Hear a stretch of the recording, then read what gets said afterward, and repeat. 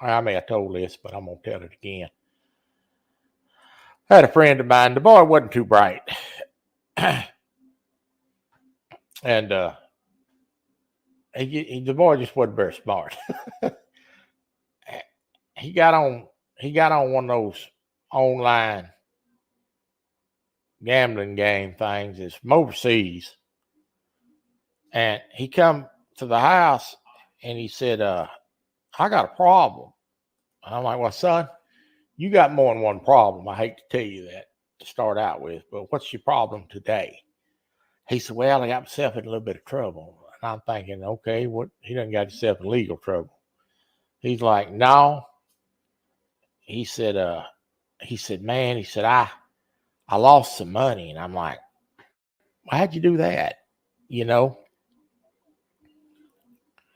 And he said, I was playing online gambling. And I'm like, well, that was dumb. And he's like, yeah. He said, man, I don't know what I'm going to do. And I said, well, God, how much did you lose? And he's like, well, he said, you know, you buy it on credit card. And he said, I lost $25,000. I said, what? $25,000? And he's like, yeah. I said, did your wife know you lost that? He's like, no. I said, son, you not in trouble. You fixing to get a death sentence. Your wife's going to kill you. And he's like, I know. He said, I need you to do me a favor. And I'm like, what? He's like, can you be there when I tell her? I'm like, hell no, you ain't roping me in that. I ain't got nothing to do with that. I don't want to even be around that. That woman I know that woman, she's going to be furious. I said, you best go home and tell her. Yeah, $25,000, David.